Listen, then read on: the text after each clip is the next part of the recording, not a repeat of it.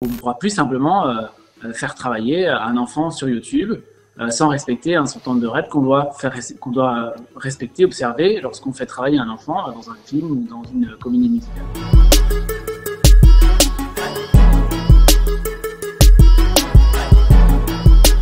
Il s'appelle Swan et Neo, Gabin et Lily, Ellie's Magic World, Studio Bubble Tea ou encore Mademoiselle Sabina. Si vous ne les connaissez pas, sachez que ce sont tous des influenceurs. Sur les réseaux sociaux et particulièrement sur YouTube, leur nombre de vues et d'abonnés se compte en centaines de milliers. Leur particularité, ils sont spécialistes du contenu pour enfants.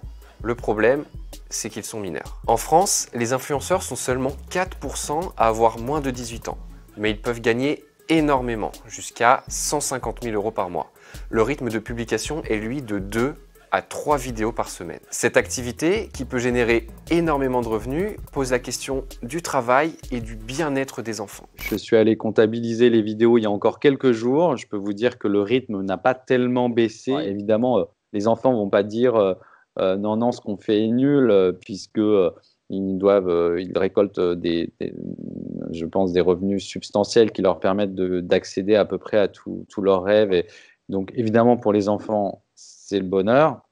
Le problème, c'est dans quelques temps, dans quelques mois, quand ils vont se réveiller et qu'on sait vraisemblablement, enfin, on peut se douter que ça ne sera pas tant le bonheur que ça, parce que le bonheur, ça ne consiste pas uniquement à faire des vues sur YouTube. Depuis plusieurs années, l'Observatoire de la parentalité et de l'éducation numérique réclame pour ses enfants influenceurs l'adaptation d'un régime déjà existant, celui des enfants du spectacle. Une loi sur le sujet, portée par le député LaREM Bruno Studer, entre en vigueur mardi. C'est une première dans le monde. Elle se base donc sur ce régime protecteur et va mettre en place un cadre inexistant jusqu'alors qui va permettre aux enfants de sécuriser leurs revenus jusqu'à leur majorité ou de leur faire bénéficier d'un droit à l'oubli par exemple. L'objectif principal, c'est quoi ?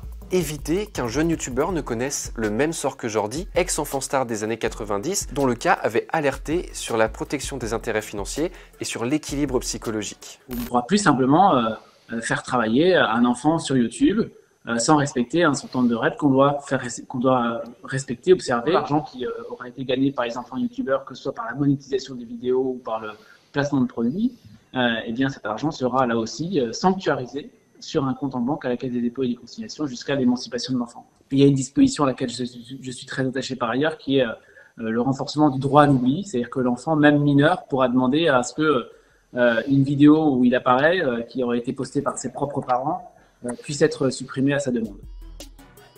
Mais avec les petites chaînes et les petits comptes qui peuvent passer sous les radars de la justice et des plateformes, l'efficacité réelle de cette loi peut être questionnée. Ces mesures sont-elles alors suffisantes ? La problématique d'une loi, d'une manière générale, c'est qu'il y a un texte et il y a son interprétation. L'interprétation, elle n'est pas faite par ni vous, ni moi, ni même par les députés qui ont créé la loi, mais par des magistrats.